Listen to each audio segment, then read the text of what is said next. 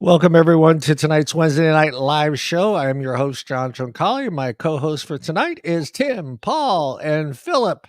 And joining us tonight is Australia's gift to vape to the vaping community. He's known throughout the world as Vaping Bogan. He's also our YouTube vape reviewer, a vape hardware designer, and most importantly, he is the voice of vape advocacy in Australia. Sam, aka Vaping Bogan. He will be with us here shortly. He's running a little bit late. But he'll be here with us. Also, Allison is not with us, but I am going to do Allison's segment, Tell Me Something Good. And I have a great story to share with you guys on that. And of course, news and advocacy with that guy up there. And I was not prepared with Timmy's sound effects, but here you go. Somewhere over here. Timmy! That's me. It's on replay. Well, I always say this before we get to our show guests. Let's say hello to the Wednesday night team. Timmy, how's your week going, buddy? Well, it's been an interesting one outside of work. I had to kind of run it through my head, like which story would I share with everybody, and I thought, I would I would lament about my electronic struggle in the last week or so, but that's a very long story, and I just wanted to basically, just vent. But who the fuck wants to hear me vent? So I figured I'd share my feel-good story, my feel-good fantasy football story for the week. So, and I'm not patting myself on the back, but I was playing the game this weekend was for dominance of first place in our league. Both teams going in at 10-2. And on paper, or I should say on screen, it looked like I was going to handily beat this sucker to a pulp. Not to mention he had his kicker still rostered and locked in who was on a bye. So I figured, okay, I at least got a 5 or 6 point advantage right there, right? So as the day went on, I'll cut to the chase. As the day went on, I was winning all day until I got to the last game of the evening, the the Carolina Tampa Bay game. I had no more players. I was sitting staunch at like 93 point something points, and he's creeping. Baker Mayfield played like crap the whole day. He had like 3 points until like the late in the third quarter. And he slowly starts getting some points and making the move. He's got a receiver who's live, Chris Godwin, and I'm like, and the guy was goose eggs, snake eyes all day. And I'm like, I think I can still get this. And, you see the percentage meter going like, I'm at 80%, 90%, 95%. Got to like 4 minutes left in that game. I was 98% going to win, him 2%. Chris Godwin hadn't done shit all day. No, he got one catch for a touchdown, right? So that put him over me, 94 points to 93 points. And I got pissed, and I'm like, I lost. Oh, well, you win some, you lose some. Can't believe I had a shitty day. Closed out the window browser, went about my evening, came back halfway through the night game, the Sunday night game, opened up the fantasy football page. I won. I beat him 93 points to 92 point something points. And I'm like, what the heck? And it turned out Baker Mayfield took a knee on the last 2 snaps of the game for negative yardage, and he lost 2 points. And so I won. Couldn't believe it. But anyway, that was my What did you win? Nothing. Bragging rights at this point. We haven't even had the playoffs yet. The playoffs first place, baby. First place. Team Destiny right there. I'm sitting at first. Playoffs start game 17 and 18. So no money, no, no, just for IT pride right now. IT pride, IT department pride. So this is just people you work with, colleagues. Correct. Yeah, no money. No, there's no money. No. Work colleagues. That matters. It's a team building exercise, I guess you could call it. Team building. Random online people, not so much. No, I don't need some 350-pound loser to call me names because I'm not good at fantasy football. So I'll stay away from this. And Philip, how's your week going, buddy? My week is going okay. I'm going to give you the short and sweet. Member of the family, extended family, but close. Had to have literal brain surgery this Monday. Ooh. A very risky form. As a matter of fact, I don't know how many times this has been attempted in this country, but I could probably count them on all fingers and toes. She is doing well, recovering, texting me just high as a kite on God knows what, which is a lovely thing. I never thought I'd be so excited about it. But I've been quietly, I guess you could say quietly terrified for a while about the whole notion of this going forward. Yeah, I'm very grateful that things have gone well. Yeah, that's crazy. Brain surgery.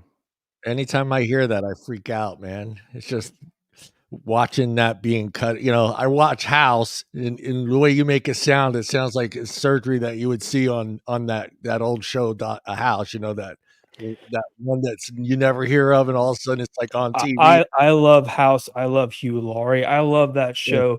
It's actually ridiculous how much I love that show. But as most anyone, especially physicians, will tell you, it is indeed a show, a fictional one. It's a show. Yeah. that's not how it goes down. It's No, a very different world. But no, this well, yeah, it's a situation. Very few times in my life have I actually felt like this was, perhaps a little bit yeah, I'm a risk taker, and by my measure, this was perhaps a risk too great. And I'm very happy to see that things have been pretty long. Hey, Bogan. Sorry, I'm late, dickheads. No problem. It's all good. Paul, how's your week going? I thought it was 11 my time. Yeah, look, don't worry. But fucking blame me for everything. All right, yeah, it's not a problem. Hey, Sam, we blame Paul for everything when he's on the show. Paul's fault that Australia's going to shit with vaping. Oh, all right. Yeah, no problems. Yeah, it's all good.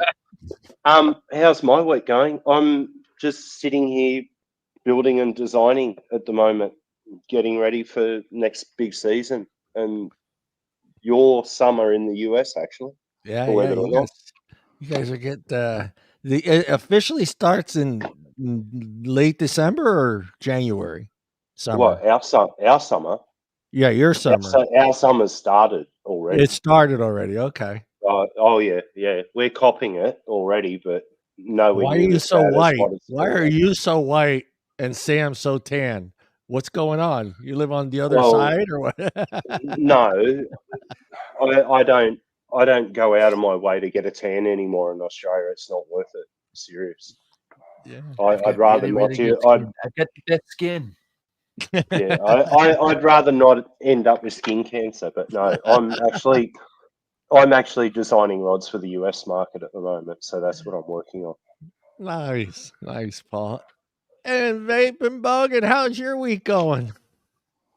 Yeah, good, mate. It's good. It's kicking along. Well, it could be better. We know that. Could be better. I'm trying to stay positive. To stay positive. Hopefully we'll get into it, and hopefully there's still some time to make some changes there in Australia, but we'll get into it. I know, Paul. Paul, you're so negative, Paul. You're so negative. Don't shake your head no. There's always a possibility, a last minute. Well, today is the day, actually, because this is where Parliament shuts for the year. And a couple of the ministers are crossing the floor, and they've made amendments now to this new Tobacco Act, and they're not very happy with what's going on in the background. And I'm going to give this shout out now to Matt Canavan for crossing the floor on this and actually wanting nicotine to be removed from the pharmaceutical register completely and move it from Schedule 4 into open market. And then I'm sorry to the shareholders of, Chemist Warehouse and the rest of them. Suck eggs, dickheads. No, suck eggs, dickheads. That's how it works. All right, we're going to let Timmy say hello to everybody in chat. Timmy, go ahead. Sure. Man. Hey, everybody, and welcome to this week's edition of the Wednesday Night Live Show. Let's go down the roster here and see what beautiful people are joining us. We got a high count number right now, but I'll see how quickly I can get through this whole list of wonderful people. Peggy at eSig Source, right out of the gate. First, great to see you, Peggy. Welcome back to the show. And Miss Mallory Gates, always look. We got the ladies right in line. The ladies filed. It must be Bogan's here. Bogan's here. The ladies show up. Yeah. Exactly. The dapper Bogan in the house. So we got right next on this. We got Mallory Gates. Mallory Gates, always wonderful to see you. And the wonderful Pam Spraggins. Great to see you, Miss Pam. How are you, dear? And, well, here's another Aussie for you. He's our resident pirate, everybody. James R.'s in the house. The pirate in the house. And who else we got? We got Mr. Addy Tooney. Addy Tooney, he was wondering where Bogan was. Well, now you know. He thought it was 11 o'clock his time. Questions we have are a half answered an hour here. time zone. It's a weird country. Exactly. Who else we got here? We have, wow, it's just the same people over and over and over again, but I like to see people go. Miss Michelle Elliott, great to see you, Miss Michelle Elliott. How are you, dear? And Rifleman, and I think that rounds out the roster for right now. So chime in, ask bogey questions. Yes, if you have a question for Sam, please start it off with a Q in the comments there so we can start it. And then it's much easier for Tim and I to find it when you guys do that when we start. So if you got a question for him, start with a Q. Oh, wait, two more. Oh, we got Bud Go ahead. We got Bud Southfeather's in here, and so is Janine Timmons. So I apologize. I didn't scroll far enough. You're punished. Go into your corner, Tim. Go in your corner. Like hockey. I'm in 2 minutes in the box. Yep. Bogan, we usually start out with some fun questions. I can't remember if we hit you with fun questions on the first show. I don't think we did we, guys? I don't think we did. No, let's do it. Let's do it. Bogan, your first job, and did you quit or get fired? First job was a general store. Like back, they don't really exist these days, because the big corporations have kind of killed all of those little corner stores. It wasn't on a corner, but that kind of little corner store deli. We call them delis here in Australia, like a delicatessen. You do your fish and chips, your hot dogs, your sodas, your drinks, your lollies, all that kind of stuff. So I was earning $10 an hour cash, and which is probably like a really good wage in the US. But yeah, this is like 20 fucking years ago. It would have been. And I didn't get fired. I quit. You quit. Did you quit in style? Did you go, fuck this job, I'm out of here? I don't think so. I think I was kind of nice about it. I was 14 or so, and then I worked for maybe 2 years there. So I don't think I was a cunt about it. I think I was like, I'm moving on. And our next question could either piss off half of us here on the panel or half of everyone in chat. Pineapple on pizza. Fuck no. Yeah. Mazel tov. We have a winner. There's only one Aussie that likes pineapple on pizza, and he's up there on the top right. What is wrong with you, Paul? We ask that question every show. What is wrong with you? I'm going to play a quick clip here, guys. Let me make sure I do this right, because these sometimes don't work right. Desktop, and there it is. Changes on the way, Carl. We've actually got a complete ban on the importation of single-use vapes starting on the 1st of January in 2024. And then there's going to be a series of regulatory changes which really restrict the use of vapes as a sort of pharmaceutical product to help people give up smoking. So no more single-use vapes. We're going to get rid of the flavours, which I think is going to be really important to stop the young kids picking it up. And the Therapeutic Goods Administration is actually going to be funded close to $60 million to make sure all these regulations come in and really try and dissuade our young generation from picking this awful habit up. Is it too little too late though, Doc? Well, no, it's never too late. It's never too late when you've got a public health problem like this, Sarah. But I think we've got to be honest with ourselves, and government has to be honest with itself, of Liberal and Labor, that the Surgeon General in the US was calling the alarm on this in 2016. In the United States, vapes overtook cigarettes as the most consumed nicotine product compared to tobacco. So we've known about this for a long time, and well overdue, I think. See a lot of vapors out there now. In fact, I see more vapors than smokers. Who cares if they're over the age of 18 and can make that decision? Thank you. Well, the same reason we care about smokers being over the age of 18, Carl, because we think there's going to be some long-term and pretty damaging side effects. And the reality is that it's not over 18s that are being targeted by the vendors of these products. It's under 18s, people who, as we know, are sitting there. They've been doing their final year exams with nicotine patches on because they're so addicted. So this is a significant public health problem. If we only look to government to solve this, though, I think we're on a hiding to nowhere. We've got to work together as an education system, as parents. We're all in this together to try and engage with young people and try to get them to stop this habit. All right, well, Doc, this comes at a time that New Zealand, the new government there has announced it's scrapping its sort of somewhat controversial law to stop people who were born after 2008 from ever buying a cigarette. Yeah, well, this is the yin and the yang of banning products like vapes and smoking and cigarettes. There's going to be different side effects, and the side effect of banning smoking is you lose your tobacco. This is the part that makes me laugh, because first time I've actually heard someone say this publicly live on TV. Excise. So it means that about $1 billion into the New Zealand Treasury was going to be lost if they banned smoking. And they've been very honest about it, the New Zealand government. They said we can't afford that. So they're basically overturning the ban because they can't afford to. Money talks, eh? That's right. Good on you, Nick. Thank you so much. Sure. Wow. That's the first time I've ever heard anyone say that live, that banning it and the funds that would be lost, which shocked me. I don't know who this joker is, but look, here's the rundown on him. Okay, he's the face now instead of Sandro. Okay, he's the one taking over because Sandro's got a much bigger pay packet now for what he's doing in the background. This Muppet I call him Nick the Dick, right? He's he's got no brains about him. He's another TV doctor. And the very interesting part about New Zealand is the reason they overturned that ban on cigarettes is because of 21st or 22nd century, whoever they were, right? The VLNs. And now that company is, flailing, and they've got almost no money.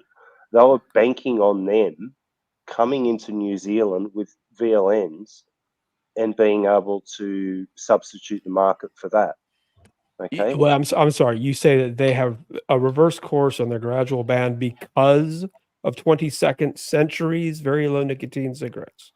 Yeah, correct. Do you have documentation on this?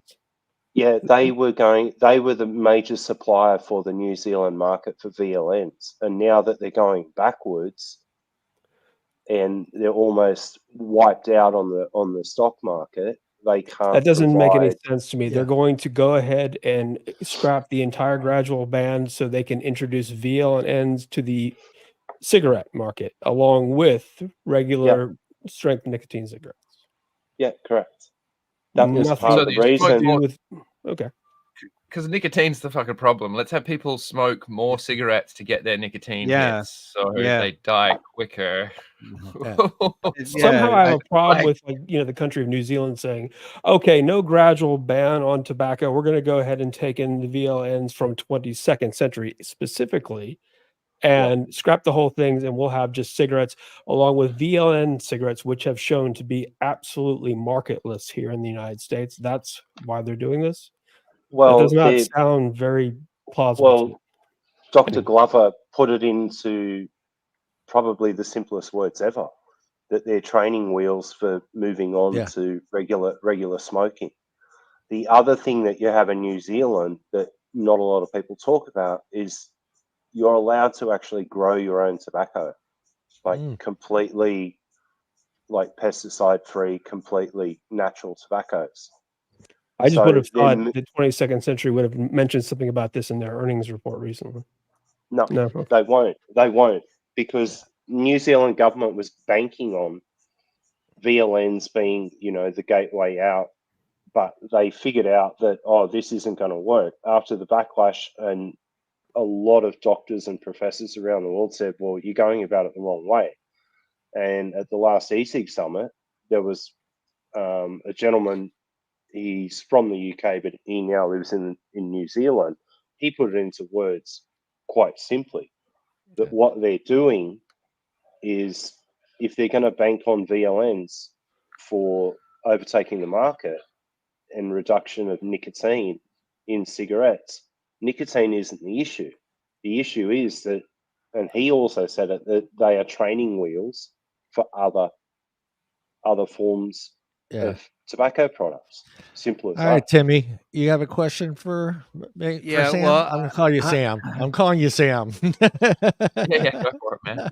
Well, I saw that Grim did a little touch point video on a guy who got arrested in Australia for simply possessing a vape.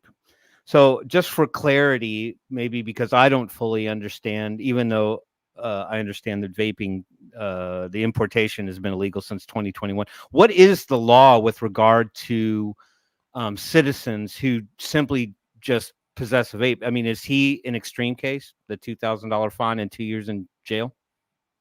Yeah, you could say it's an extreme case, but it's a sign that, this is just the beginning of their, war on the individual, as well as, vaping in general. So because nicotine has always been classed as a Section 7 poison, we've never been able to sell it or supply it within Australia. You can't give it away, you can't sell it. So we've always had to import it from New Zealand mostly, but anywhere outside of Australia, really. And then in 2021, the previous government changed it to requiring a prescription to continue importing that nicotine. So what that then meant was you had to get a script, and then you could continue importing your nicotine. So this individual has been charged basically for possessing, a vape with nicotine in it, and not having, my understanding, I'm not 100% sure on that, but my understanding is he didn't have a prescription to have that nicotine. So even though the government has said, we're not going to go after the individuals, this is about, going after the supply and blah, blah, blah. Clearly that's not true. If you've got someone and you're going to be charging them and they're facing jail time and a $2,000 fine, clearly you're not just going after the importation and the sale and supply of it. You're going to go after the individual vapor, which Nick's absolutely right. For your choice in quitting, your chosen method of quitting cigarettes, this person's facing, possible jail time and a huge fine. It's ridiculous. Hold on, Paul. Hold on. I have a follow-up. I mean, this could be a good thing for you guys as well, for this guy being arrested. I think it kind of sends a signal to the general public. This is ridiculous. Don't you think so? I mean, this is my thing, which I don't understand. Even just listening to that guy in the interview talk about how vaping has cut into smoking in the U.S., that should be a clear sign to every other country that, hey, maybe this is harm reduction. If it's cutting down smoking in America by dramatic numbers, this should be something that should be considered a harm reduction product.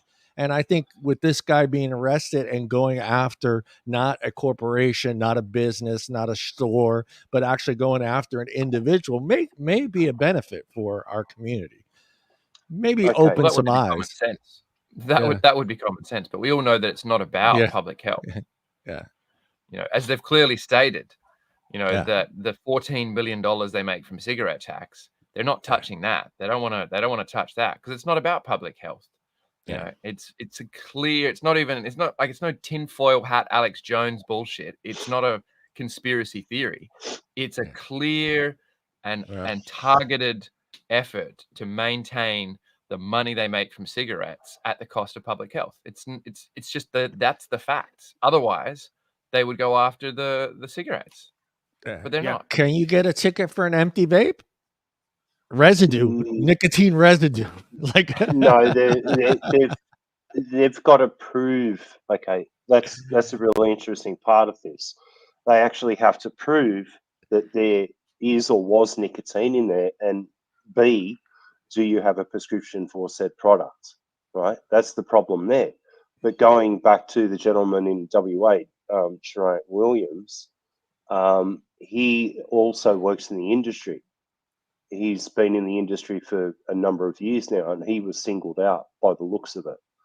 I think Western Australia, and they've always been harsh on vaping and vaping laws. He is the owner of a vape company over there, or he was from memory. And I've met him in person while he was here in Sydney. And if they're going after the low-lying fruit, as I call it, the smaller players or the smaller people in the industry, what's going to happen when they play with the big ones? Yeah. It's like here in Sydney. We had one vape shop that got taken to the cleaners for $5 million in fines. They're not playing games anymore. Yeah. You know, $5 million in fines, that's not pocket change. No. I couldn't write that check. It's so hard here at the moment. And everywhere we turn, or if we, you know, we've melted phones, okay, over the last few weeks. And there's a lot of people working behind the scenes, and my hat's off to Dr. Colin Mendelsohn. My hat's off to Dr. Alex Wodak. My hat off now to Matt Canavan for actually crossing the floor and putting sensible documentation towards the government, and not the stupidity that we currently have. And the big question is, because Parliament shuts down pretty much for Christmas today, are they going to get it through? And that's the big question, because it takes 21 days to come into effect. January 1, if they're going to get rid of all importation of disposable vapes, whether you've got a prescription or not, that actually goes against the prescription model, because guess what? Yeah. Some of these are pre-filled pods. That falls under a disposable vape. Sorry, but they're going backwards and forwards. Yeah. Do you have a question for Sam? You have a question for Sam?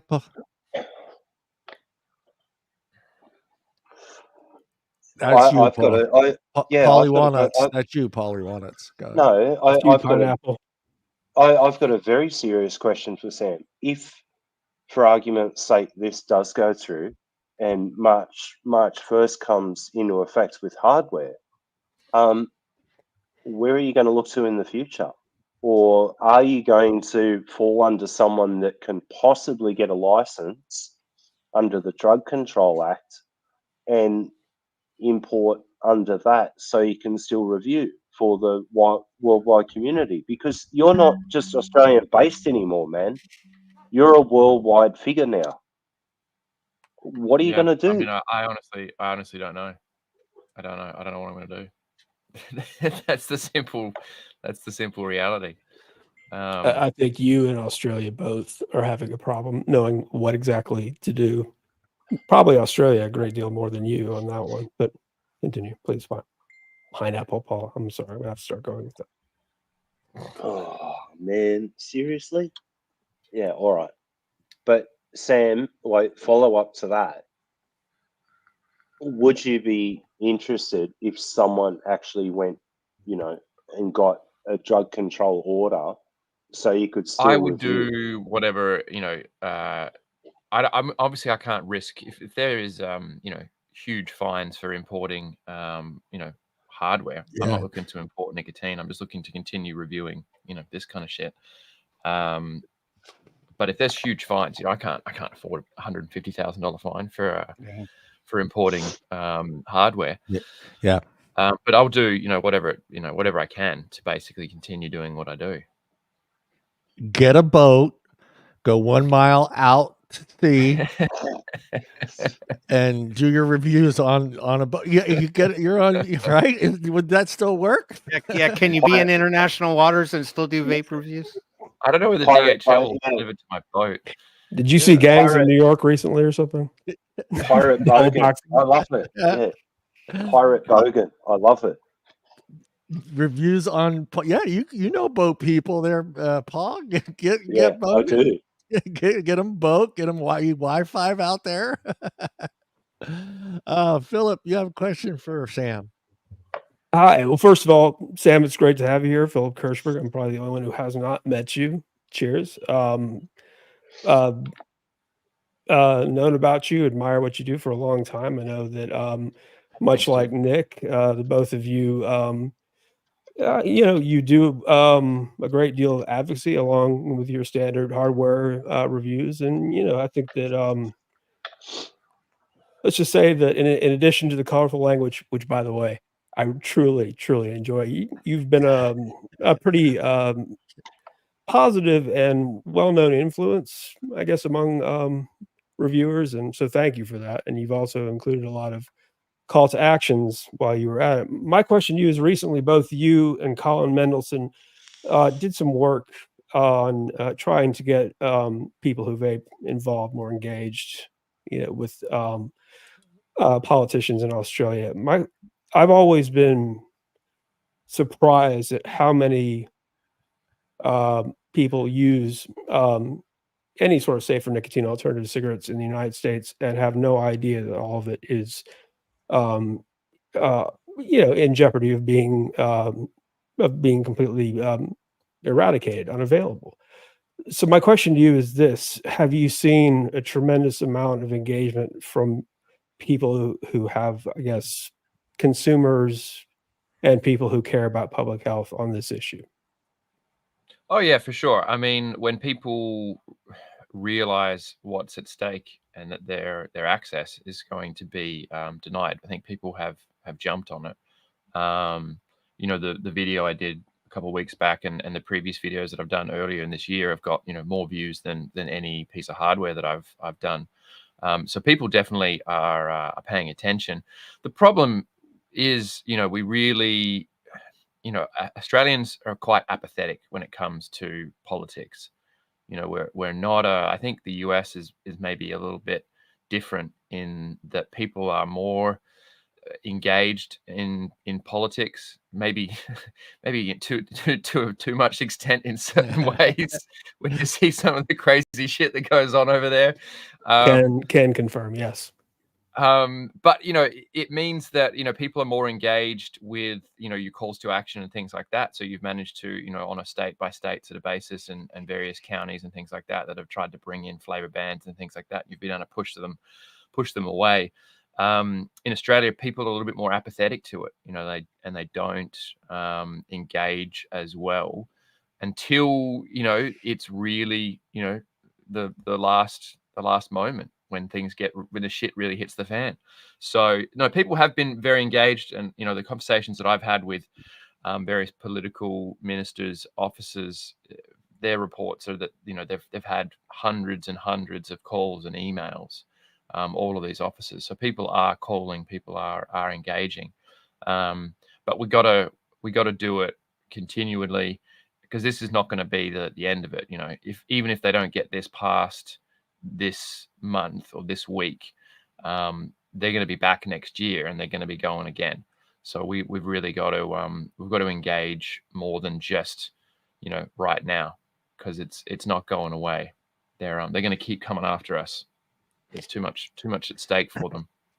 I think pretty much everyone in any, I guess, as Charles Gardner would call it, a high income country, everyone, regardless, United States, we have some extraordinarily bad laws in the books right now from state to state. It kind of depends, but even semi-permissive tobacco harm reduction countries look at Australia like, what the fuck?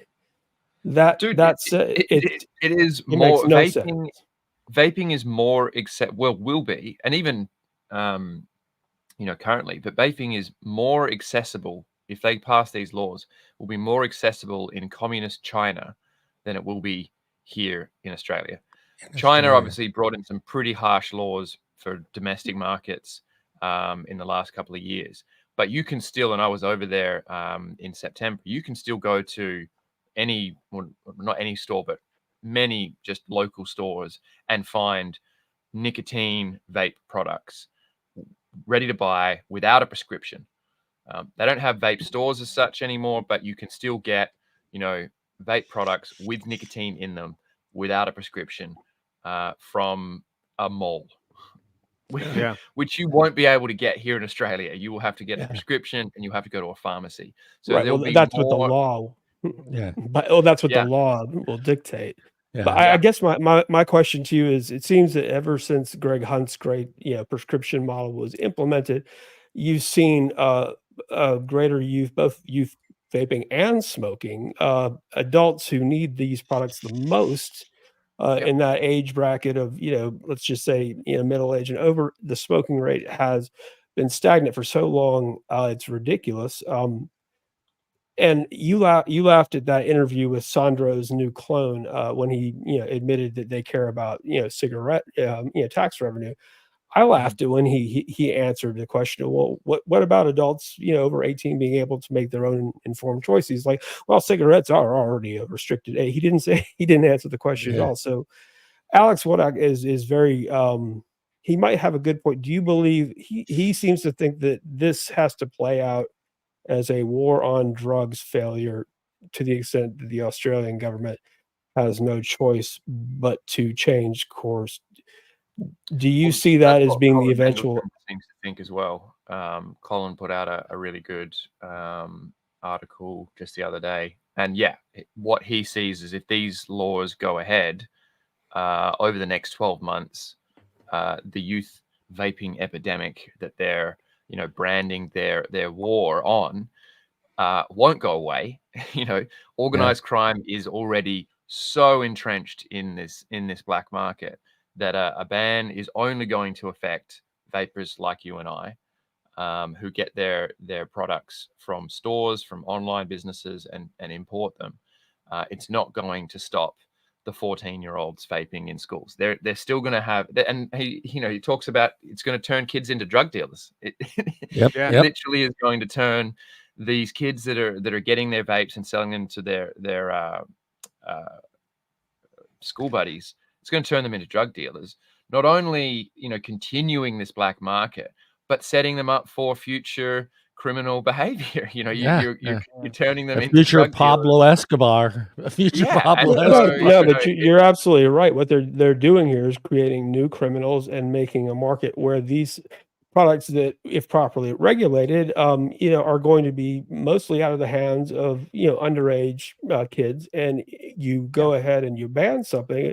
Not only does it increase in value to people who are, let's just say, less than, filled with, ethically bound. Let's just say that they're going to be available to everyone, and they're going, there's no quality control, and you're just going to see the prevalence go up. And while you're at it, you're going to see more people smoking because those people who are older, who have a little bit more to lose, well, let's just say they don't want to end up fined, 10 grand or in jail because they get caught with a vape. It's just, there's so little about this that makes any sense on any level. It's the failure is not an if, it's a when. And cheers to it coming sooner rather than later. So, what is the fine for the youth that gets busted with it? Do they go after the parents? No. If you're over 16 and you're caught, you're classified under that as an adult, the same as drinking. Okay, well, the laws in Australia technically are the age for criminal. What's the word I'm looking for? Criminal. If it's an adult, misconduct. Yeah, it's 10 years old technically. You might be charged as a juvenile, but the age for criminal responsibility is 10 years old. 10? 10. You have to be 18. Like in most countries, in most Western countries, 10 or 12 is the age for criminal responsibility. You'd be charged as a juvenile. You have juvenile detention centers, etc. You're not going into an adult prison, but you are responsible for your criminal behavior at 10 or 12 years old in most Western countries. Right, but I mean, you can't. At So you 16, can't- you can be tried as an adult. That's the problem. Yeah. I think it's at the discretion of the court and depending on the situation. But yeah, that's probably, I really don't know. So 18 to drink, 18 to smoke, at the discretion of the court and the severity of the crime as to whether or not you end up behind bars. Unbelievable. Jamie's want to got a answer. question for you. Hold on. I want to answer. I want to your answer turn. this question from Addie though. Okay. Since Hunt's prescription model, smoking rates have been increasing, and it's not a small jump either. Originally, it was around 11%. Now we're talking around 15, 16%, up to 30 and 40% in lower socioeconomic. The rates are actually climbing here again for the first time in probably 25 years. It's crazy to watch, and I really don't understand why the government took on the prescription model, and recently they've been trying to sell this idea to Scotland, which is complete and utter rubbish. It doesn't make sense anymore. It really doesn't. Go ahead, Sam. You want to answer that one? Got to whip it. Bullhead's here. Gotta whip it. I know that Paul wants to see Sid. Oh, Now you just need a frisbee. There you go, Paul. There's your little dose of Sydney. Oh, he's beautiful. He's beautiful. Right, get out of here. We need more dogs on the show. You know that, right? Yeah, what was that first tattoo? First tattoo, it's actually been covered up. You covered it up. It's underneath this bit here. Not that it was terrible or anything like that. It just didn't really fit with what we were doing on this arm, but it was like a kind of like a tribal-y S thing, figure eight thing. It says additional legislation next year will apply to the same prohibition in domestic manufacturing to ensure bans, but don't limit access for smokers looking to quit. Doctors and nurses will be given expansive power in January to prescribe therapeutic vapes where clinically appropriate. How are they going to do that? I mean, that's going to be on the doctor's discretion. They don't know how they're going to do it. And this is the big problem is if they bring in these laws, like they say they do in the next month to 3 months, there is no way, like they can say what they want, but there's no way they're going to be able to train the thousands of doctors across Australia, firstly on how to prescribe, what to prescribe, who needs access to this. So you're going to have a situation where people are going to go to their GP and their doctor is not going to do it because doctors won't prescribe things they don't understand. They don't want to be liable. So they won't prescribe things if they haven't been educated. You're not going to have all these products available everywhere. So suddenly you're in a situation where people can't get a prescription from their doctor. They can't access the products that they have been able to access via importation or through, a vape store. So again, this comes back to we've got this huge, brash announcement from the government with no plan to implement it or to roll out their new system. Yeah. It also makes me, is anyone questioning where the $50 million is coming from? It's not even in the budget. I've looked through budget reports. It's not there. Where is it? Where is it? It's also not enough. I mean, like you could throw $50 million at drug importation, and that won't make a dent in the black market of illicit drugs. So that's what they make in a month. Yeah, it's not going to. Again, and like Canavan has said, marijuana is illegal, for recreational use in Australia, and that's still available everywhere. And you can train a sniffer dog to smell pot. You can't train a sniffer dog to smell for fucking nicotine or a non-nicotine vape. Like, you're gonna sniff out my billet box? Like, he's You could train it to sniff I think out we've got a strawberry. kiwi. Yeah, we got a strawberry kiwi elf right here. Get that particular dog. Right. That's foolishness.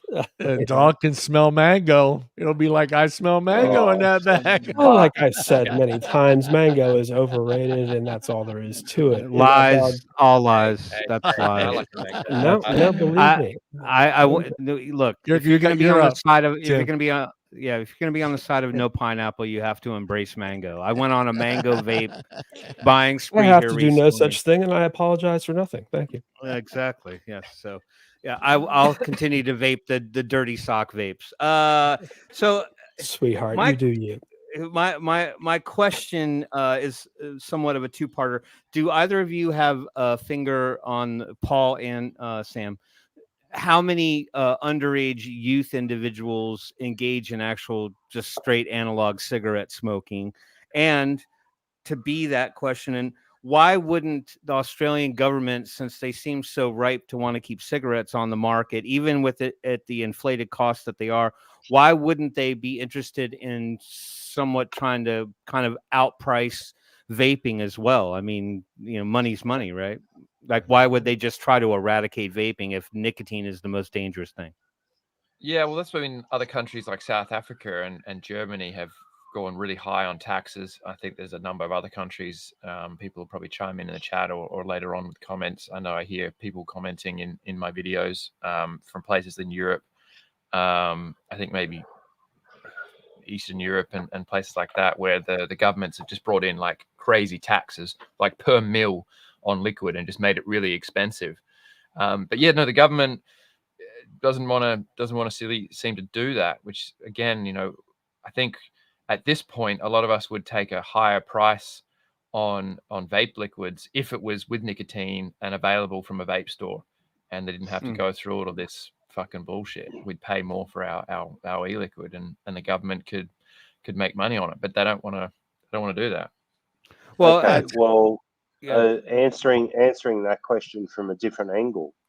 If you go to a pharmacy and you're prescribed X amount of pods per month, okay, you get charged $20 for the device, okay, which I don't care about. That's nothing for a device these days.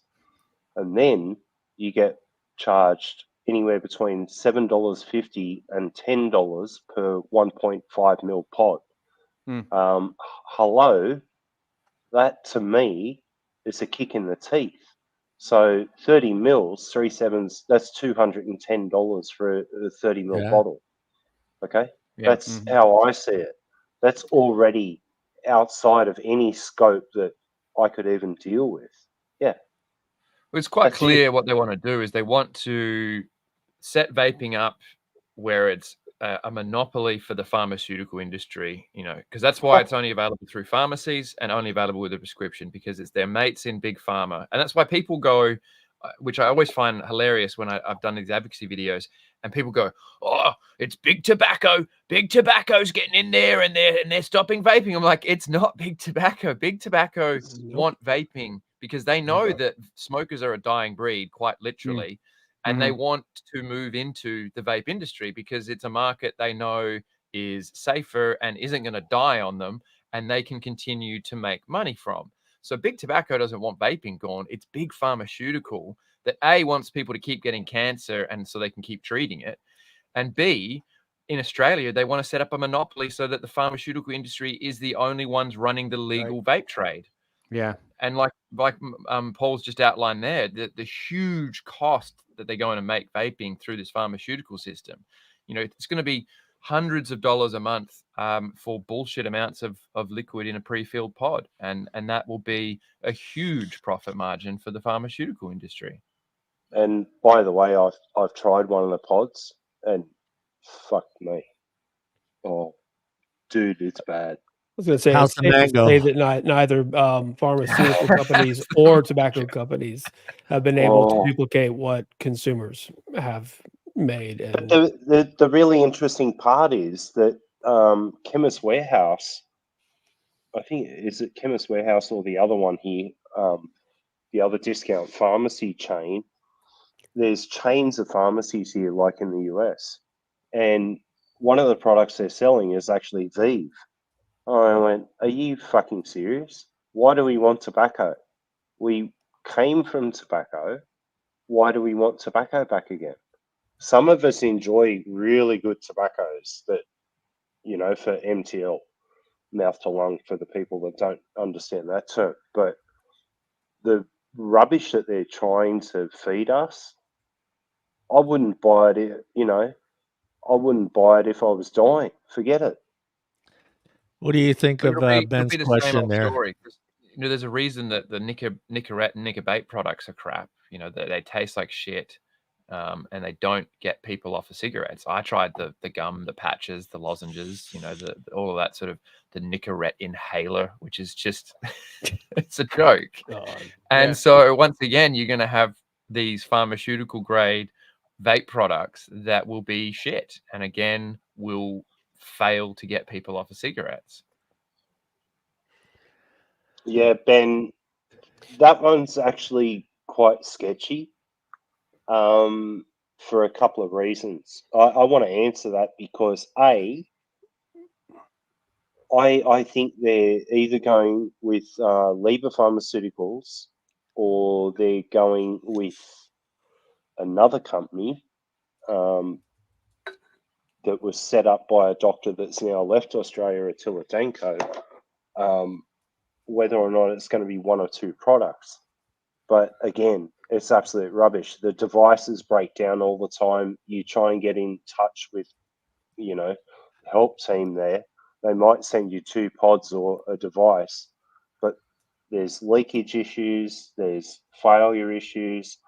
They don't even understand what we've been through over all these years and how we've got to this point in vaping. Let me ask you too. I don't know if you guys know this, but if they go this model where they're going to supply the pods and they're going to supply the juice and the hardware, are there companies already fighting for that business that are out there? It's like Geek Vape or Oh, it's not. It's no one in the vape industry. It's no one in the vape. So they're just going completely outside and using their own people with no experience and on any of this hardware, how it works, you know, flavors, none of that shit. So yeah. Oh no, flavors are also banned. It's only tobacco or mint. That's it. Oh, tobacco and mint. That's right. That's right. That's right. Mint is not a flavor, right?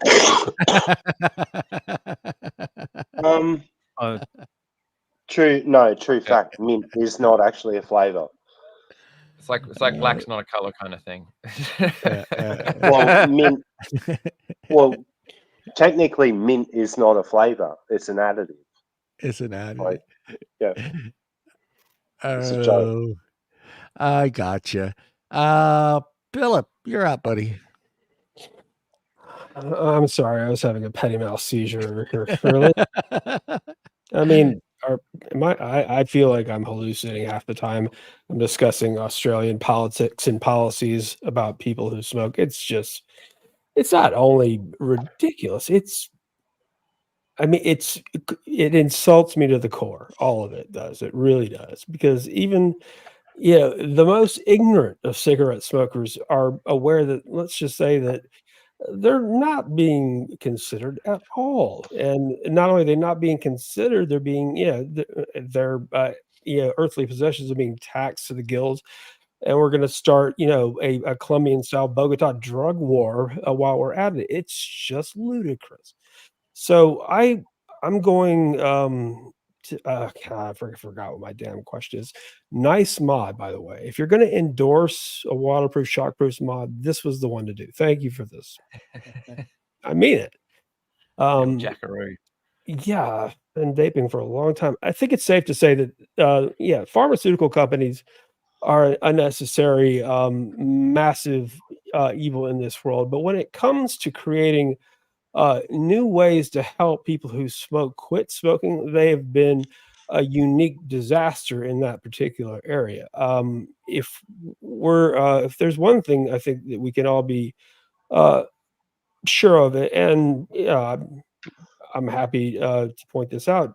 When consumers, people who smoke, get involved in the process designing vaping products, be they pods or massive dual, 26, 100, whatever battery mods, you have someone involved who is a current or former smoker. Otherwise, it's really not going to turn out properly. Would you tend to agree with that? Oh yeah, and that's the problem is, not only is all of this absolutely ludicrous and no common sense, but the products that they are going to have coming out are not what got people off of cigarettes. There's a reason that vaping has, exploded in the last sort of 10 years, because the research and development of products, and as a reviewer over the last 10 years, I've seen the evolution of products, and they've got better and better. And so they have appealed to more and more people, and they have and been successful at getting more and more people off of cigarettes. And essentially, this pharmaceutical system is kind of just throwing all of that research and development and progress that we've made in getting devices, because different people want different things. I vape one thing, and somebody else, might want a different style. They might want a sub tank that pumps out 70 watts or whatever, and they like that big cloud, and they like that large amount of flavor, and they like that big blueberry hit that they get. And other people want a little mouth to lung 15 watt thing, and so this system that they're going to have is just going to throw all of that progress that we've made out, and go back to like an ego style thing, which didn't work for a lot of people. Nope. So last, the question I was going to get to, Paul, as you pointed out, the Juul style pod mouth lungs devices that they have stocked in pharmacies that are mint or tobacco, they're obviously put together and developed in a hurry with the assistance of, I guess, certain pharmaceutical companies, just to make a few I guess just to make the upcoming policies a little bit less ridiculous looking, I guess.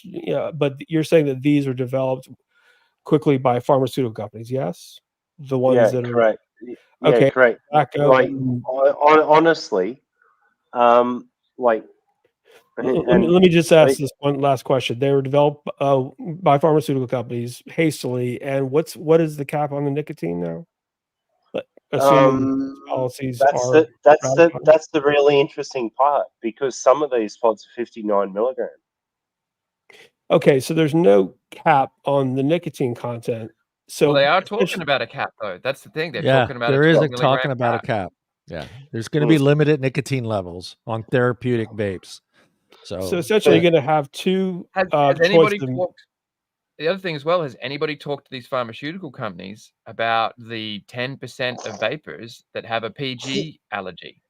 Right. I guarantee you that these pods are going to be PG VG, probably a high PG, and that's not going to work for every vapor. Some people need a pure VG liquid. Sam, I'm afraid those allergies are anecdotal at best. I'm sorry. Yeah. You know what I mean? Well, but you have two choices, mint and tobacco, it sounds like, that are really anything but satisfying, because they were developed hastily and without any cooperation or input from people who quit smoking with vaping products. So let's look forward to this train crashing, burning, and being rebuilt, I guess. I mean, at the point where you guys are at right now, and I mean, has there been any discussion of, like, say, what we have here in the U.S., a liquor store, where that's where you have to go to buy hard liquor? Is there a possibility, or has that even been discussed there, where you would have a vape shop, just a shop that sells vapes, and you can't go in there unless you're well, for you guys, what is it, 18, right, to smoke? Yeah. Has that been discussed? There was talk of it through the adult industry, yes, through sex shops, pretty much, where vaping products could be sold, because everyone gets carded and put under the microscope when you walk into a sex shop or into a toy store, as I call them. But that was discussed, but that doesn't even cut it. Yeah. And I'll tell you right now, this breaks my heart. But as a former flavour developer, what the Australian government has done to me and a lot of my friends around the world, you know, we're the laughing stock of THR right now. We really are. That's it. That's what we are. But your advocates are absolute badasses. Truth. Look, we try and do the best we possibly can. I've stepped aside, not really, but for the most part, I've hidden for the last few months because of different things. But Australia now, if we don't get off our ass and do something, you know, the government has opened the floodgates for the black market to absolutely annihilate the whole vaping industry. Mm-hmm. Bottom line. Bottom line. Very All true. right, gonna lighten it up for you here, Sam. You ready? Thank you. Sure. What was Sam's first poster as a teenager hanging on his wall? Damn. Gee, that's a long time ago. What did I'm trying to think of? Come on. I'm trying to flash back to my bedroom that I had when I was like 12 or 13 and what I had on the wall. I was into punk rock, so I still am, but I still have a couple of them. It possibly is like a London Calling Clash poster, which I think I definitely have. My uncle gave me when I was a teenager. Like We'll go with that one. Beautiful. Yeah, I think it's probably something like that. Or it was like, you know, I'm like I was born in the late 80s, so you know, it was possibly, you know, some like Hanson or some fucking Backstreet Boys or some shit. You know? Hey, no judgment here. I'm none whatsoever. I have Ringling Brothers and Barnum Bailey, Gargantua the Great Gorilla framed all over my room, and I'm pretty sure I had more than a couple. Well, let's just say Sean on posters, what have you. But Hanson is really bad, brother. You should not tell anyone else about that. Oops. I wasn't a teenager then. I would have been very young. At least no, none of us had it was all punk rock, so it would have been the Clash or the Pistols or No Effects. A proper Clash London Calling poster that would make up for any indiscretions earlier, for sure. Yeah, I still got it. All right, Sam, your favorite line in a movie?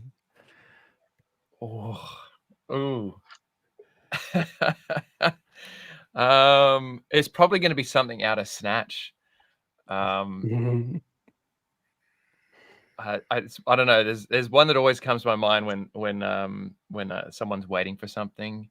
Have you guys seen Snatch? Oh hell yes. Yeah. You know, and it's that it's that scene where Turkish is waiting on the sausages that are being cooked, and he's like, how long are them sausages? 2 minutes, Turkish. 2 minutes, 5 minutes. You said 2 minutes 5 minutes ago. Lost World. I don't know. He might. I'm thinking he might do this one, so we might hit him with the hard question here. Otherwise, it would be Goodfellas. You know, you think I'm funny? You think what am I funny? Like a fucking clown? How am I fucking funny? How am I fucking funny? Call me. But it is the Germans. Yep. Yes, the Germans. The first song you learned all the words to as a teenager, and can you sing a few bars of it? And it better not be Hanson. I think it would probably be No Effects, My Vagina. It's really? I don't know the words to that one like most people. That's an old song. You know, my vagina has 2 sets of lips. Yep. But I don't get monthly blood drips. My vagina hardly even used. Yeah. Mom, that brought back memories right there. Oh yeah. I think as a teenager, when you hear that, I know, like it's just It changes your perspective of what music can be about. Well, it's funny that you mentioned that because you had Stormtroopers of Death, and they had the Premenstrual Princess Blues. I don't know if you ever listened to that CD. No, I haven't heard that one. That sounds like a Nick kind of. They were like a New York kind of like punk thrash metal band. They were kind of like an amalgam of Anthrax and some other Nuclear Assault and some other like really serious metal thrash bands. But you should check that out. Look when you're Googling one day. Look up Stormtroopers of Death, SOD. Okay. Listen to Premenstrual Princess Blues. And while you're at it, if you've never heard the song "Baby Bitch" by Ween, check that one out too. There's no menstruation in it, but let's just say there are moments where that's just a genius sort of like I've been dumped and I hate your ass sort of ballad. It's pretty impressive and beautiful too. Last one before we swing it over to Timmy. What was Sam's first car? My first car was a 1984 Toyota Corolla, little 5-speed manual. Yeah, rear-wheel drive. Yeah. Nice. And Timmy, you're up, buddy. Yeah, I had a Prelude, so I Prelude. I had a Prelude, so right in the same thing.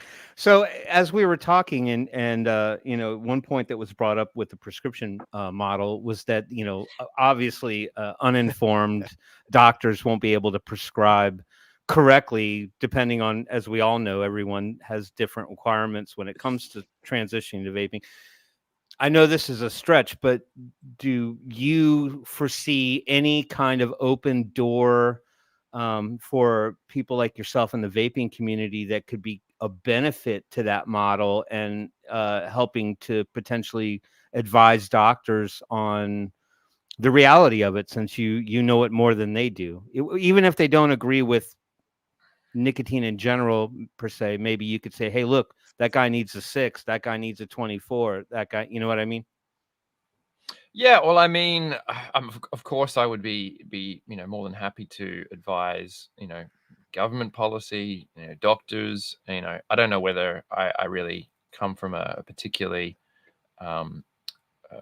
let's say like marketable position for doctors. Here's the Vaping Bogan. He's going to tell you a little how to help your TV, patients. A little TV in the waiting room. But the thing is and that's what's so frustrating, is there are doctors that do understand. There are Colin's now retired, but there are doctors like Colin Mendelsohn who I'm sure, even though he's retired, would be more than happy to advise the government and doctors on policy and procedure. You've got Carolyn Beaumont, who is another practitioner who understands vaping. She doesn't vape herself, but she understands it. She helps her patients get access to nicotine through vaping, whether it be liquids or even snus nicotine pouches and things like that. And she understands what customers need, what patients need. So again, the information is here, the information is available, the guidance is available, and the government received loads of submissions at the beginning of the year when they were taking submissions to form their policy, and they just ignored all of it. Everything that the vapors put forward in submissions, everything that the medical practitioners put forward, people like Colin and other people within the industry or within the medical industry that put forward submissions, all of that was ignored. And the policies that they formed and announced, earlier this year, and then more and more throughout the year, all of that ignored all of the recommendations from health people, which just goes to show that it was purely lip service to say, make a submission, we want to hear from the industry, and they just they flat out ignored all of it, and they cherry picked the propaganda they wanted to. There's fucking bus stops with banners on them with posters that say that you don't know what's in it, and they list a bunch of ingredients, including weed killer, as being in vaping. And I'm like, that is just a flat lie. Like, that is a fucking lie. That is not even remotely true. and they want to badmouth it and make it, you know, seem like it's worse than cigarette. I get people that aren't vapors that comment on my videos when some of these advocacy videos that get a bit of traction, and people that aren't vapors see them and they go, it's worse than smoking. And I'm like, what bullshit you've been fed that you think that cigarettes are less harmful than vaping? Like, it's bananas. Yeah. Well, in saying that, I think because COP10 was, you know, postponed until the new year, I think Butler wants to make this, you know, a counterpiece for COP10 when it comes around to 2024 in February. I think that's fair to say it, but what they're doing and trying exactly the same style that Hunt did back then, but he actually did it in October and we fought back. But doing it December, right before Christmas and right before Parliament shuts down, he's doing this for political points. But guess what?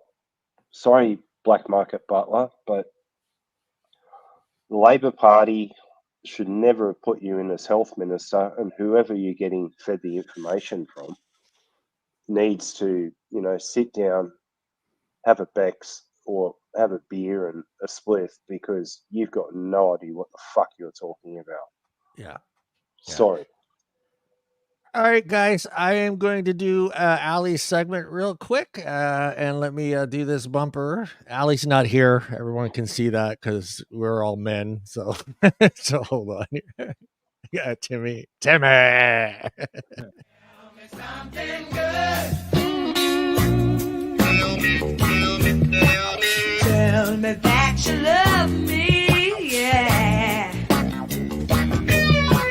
Tell me something good.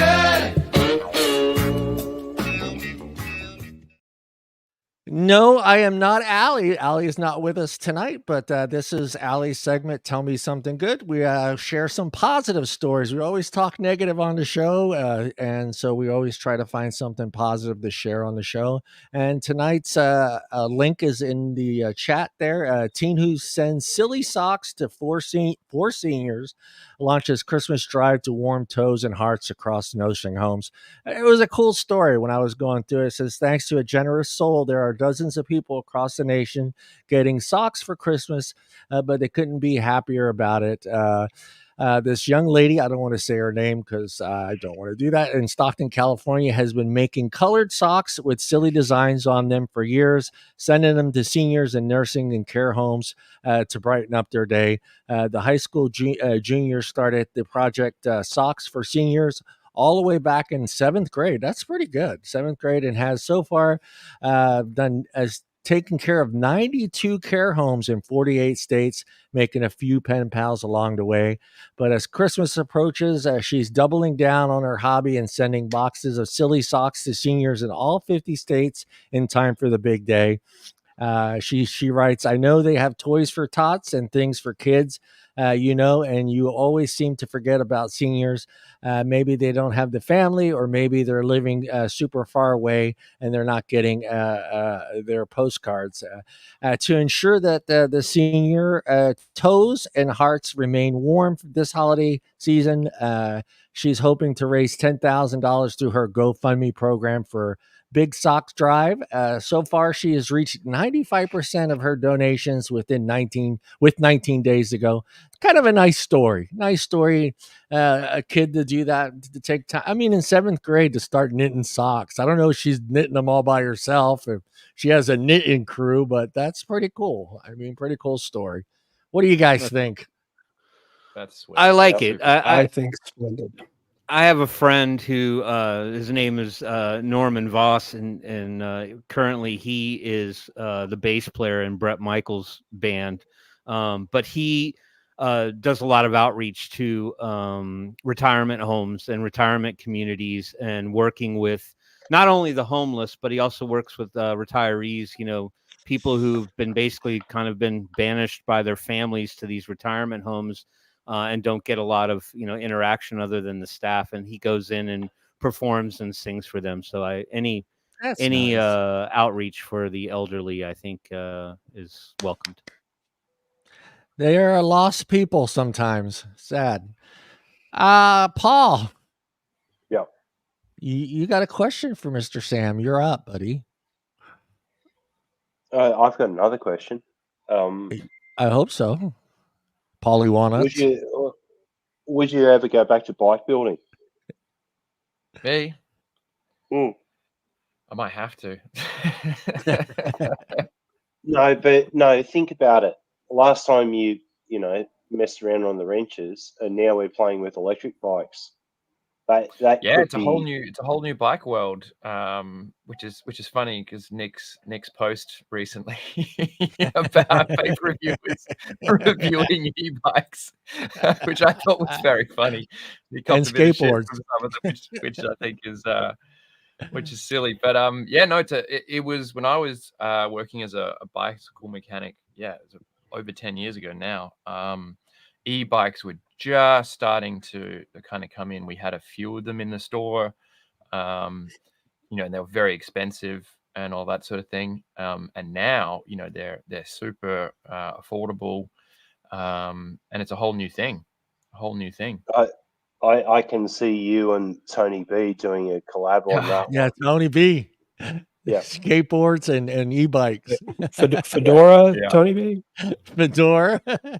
No, I like my idea. Or no, bucket cap, Tony B. I don't know. He wore a hat. I love the guy. I like my idea, Sam. Just get Paul to get you a boat, get out there about a mile offshore, and just do your reviews. Have the manufacturers meet you out there a mile out, just hand you this stuff. A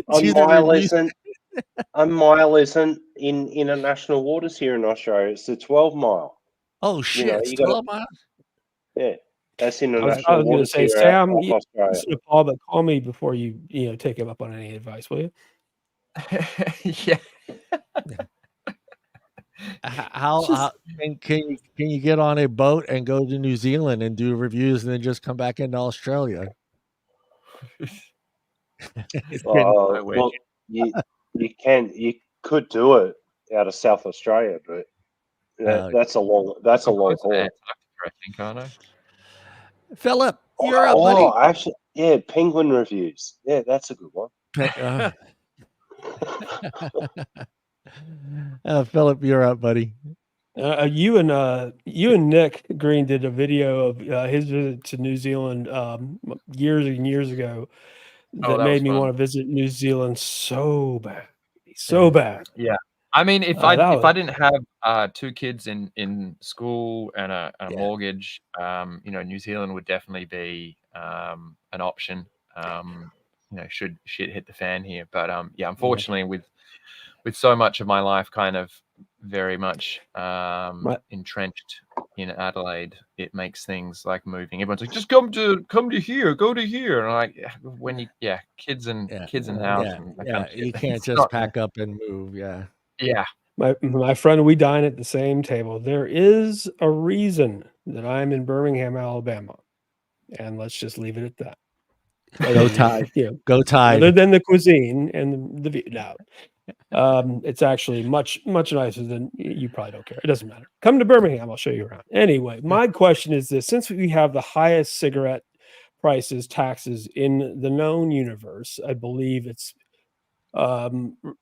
now turned into a pretty regular turf war crimes, things that are let's just say everything about the situation it's on right in front of the Australian public, that these high prices are making cigarettes a valuable commodity to where people are killing other people over them.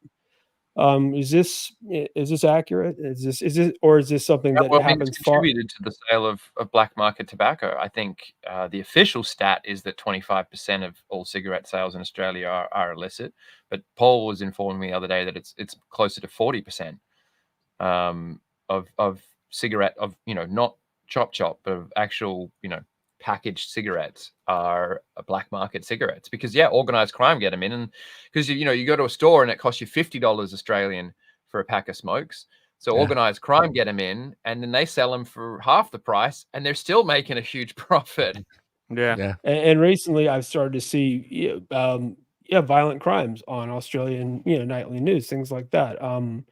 Is that something that has only recently become more prevalent? And if so, how many different shootouts are we going to have over a pack of Winstons before they realize maybe prohibition is not the way to go, or rather, overtaxing people who can't actually have access to safer alternatives, is literally fueling new and interesting crime. My question to you is: has the Australian public reacted in any way to that? No, because the government doesn't talk about it. They don't talk about it. They don't talk about and the problem is the media in Australia is so controlled by the Murdoch press, and the Murdoch press just eats up, whatever the government's doing. That they don't run stories about the ram raids on, convenience stores that go in and break in and try and steal a whole bunch of cigarettes because they can sell them on the black market and make a huge profit.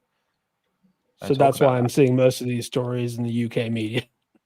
Yeah. I mean, the media in Australia is so controlled by one stream, the Murdoch press. Snowden has actually been doing some really good writing on this, and Chris Snowden has. And there's some turf wars here going on at the moment between organised crime, whether it be whichever group. And anyway, my question is, how long has that been going on, and do you see it getting any better? And do you think vaping made it temporarily better or worse? Because it seems like that's just something that I can barely comprehend. It's so outlandish. It's being made worse since the prescription model came in, and now Victoria is showing the first signs of a real turf war where they're actually torching different stores because, you won't sell our product, so we're going to torch your store. And that's not the first one. Now there's stores being not only ram raided but lit up like Christmas trees in Queensland. I heard of one in South Australia the other day. I don't know if that's 100% yet, but it's not pretty. And the taxation here on cigarettes, there was a report that they wanted to push cigarette taxes up to $75 a packet, and like to try and curb the amount of people smoking. And I can tell you from experience that I can go to a store just up the road, right? I can pick up my beer. I'm not going to say who owns it, and I can go and buy a packet of illegal cigarettes for $20, right? With a carton of beer, all right? That's for a start. That's asinine. Last question for Sam. Sam, these policies. No. Quiet. No, go ahead, Tim. Tim's got a question. Actually, I have a fun one for Sam. All right. So everybody knows that Sam's quite the purveyor of vape and libation pairings and combinations. I think that's kind of like one of your signature things at the beginning of every review video. So, in a particular hypothetical, we could call it Vaping Bogan's Bistro. What would be your signature pairing? Vape probably I like IPAs. I drink a lot of IPAs, so I like an IPA with a cola. It goes really well because of the citrus elements in a cola liquid, and the piney notes and the citrus notes of an IPA. So yeah, I guess a cola and an IPA. Right on. I'm down. Hey, Sam, we are going to go into news and advocacy real quick. And Timmy's up here. Hold on. Let me, why is this being such, there it is. All right, here we go.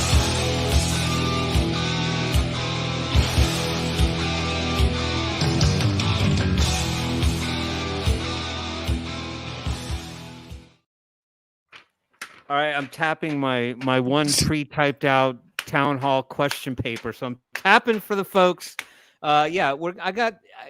My computer's acting weird. I'll try to bring up the other two. I had a couple advocacy ones that I thought we could touch on. I think one's a little past due, but maybe worth speaking on. So it was brought up earlier in the conversation. Paul alluded to potentially trying to pass on the prescription model to Scotland, but my article is slightly different than that. But give me a second, and I'll present. I'll present. I got to find it really quick. All right. So it's starting to bleed in. And what's interesting to me on this one is this is the United Kingdom's neighbor, right? They're basically like not that far away. But now Scotland is potentially talking about introducing basically a rolling ban on vaping and smoking or cigarette products.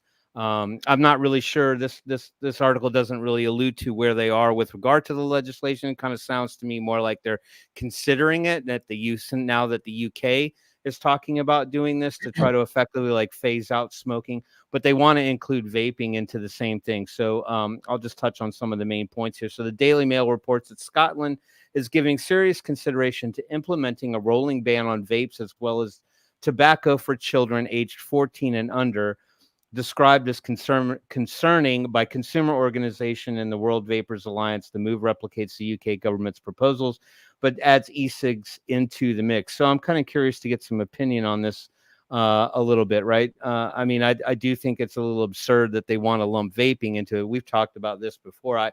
I certainly think it's a no-brainer. Even outside of the idea that, youth smoking rates are extremely low in general anyway. It's basically a dying habit, and vaping has predominantly replaced that. But Mark Landell, director of the World Vapers Alliance, expressed serious reservations about this move. While the intention to curb smoking is commendable, it's concerning that the Scottish government is considering extending this ban to vaping. It's important to remember that it's already illegal for teenagers to buy vapes. And I parrot that quite often when we talk about, just the incessant conversation around youth vaping as being sort of like the trigger mechanism to kind of justify all of the legislation, bans, restrictions, importation laws. They float that on the backs of the kids. But that there's really a glaring element to this, and that it's already illegal for kids. But we all know that kids are kids. Kids are going to get what they want to get when they want to get it, whether you want them to get it or not. But I certainly believe that enforcement in the right areas and locking it down to particular purchasing channels, even in the advent of the black market, I think that seems like a more reasonable approach to dealing with the youth vaping epidemic, which really isn't even an epidemic anymore. It's more of a blip on the radar. Adding another layer of prohibition doesn't solve the underlying issues. Instead, we need to focus on enforcing existing laws more effectively and addressing the reasons why teenagers start smoking or vaping in the first place. Multitude of reasons. Your buddy shoves it in their face probably more often than not. So the Daily Mail's report suggests that anyone born, here it is, in 2009 or later, currently 14 or younger, will never be able to buy tobacco or vape products in Scotland legally. This approach, according to Landell, could lead to unintended consequences, which I fully agree.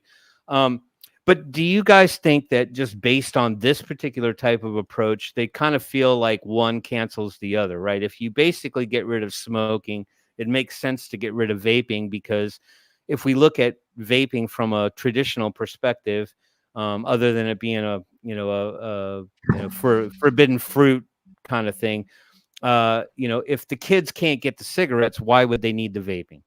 And I think that maybe that's the government's approach on that. If you don't have one, why do you need the other? I mean, who are you trying to get off cigarettes at that point? Now, obviously, this is a grandfather clause for younger individuals, but Landell said, will there be vape smuggling gangs operating, bringing vapes from England into Scotland? As absurd as this sounds, we have seen in the past what prohibition leads to. Prohibition has a history of failure, and this is no different. Banning the most successful smoking cessation tool in history makes little sense and is counterproductive.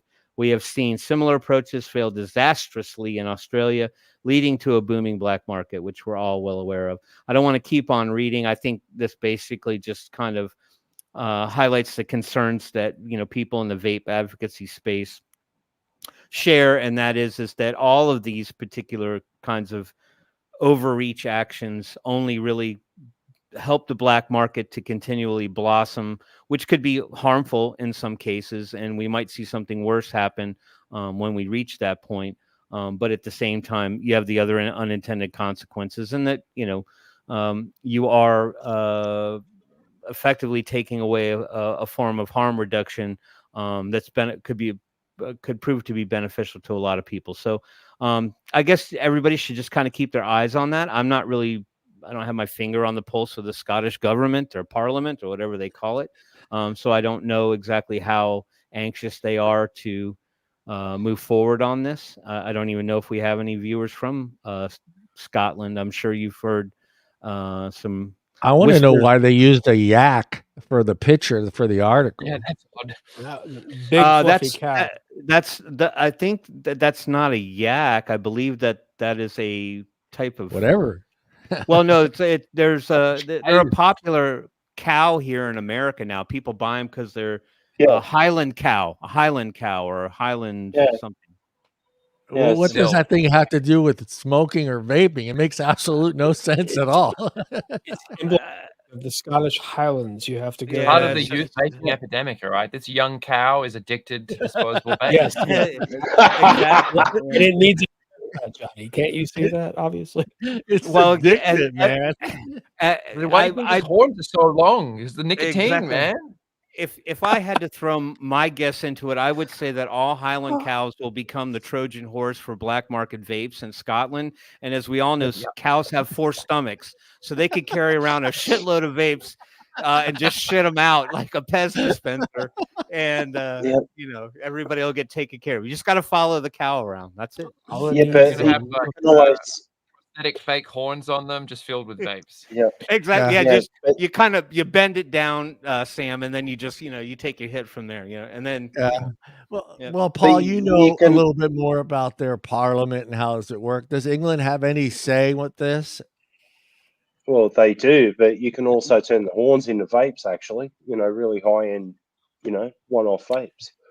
Actually, the facial expression says, "What the hell's wrong with you people?" To be honest, I think. as far as the Scottish follow the cow.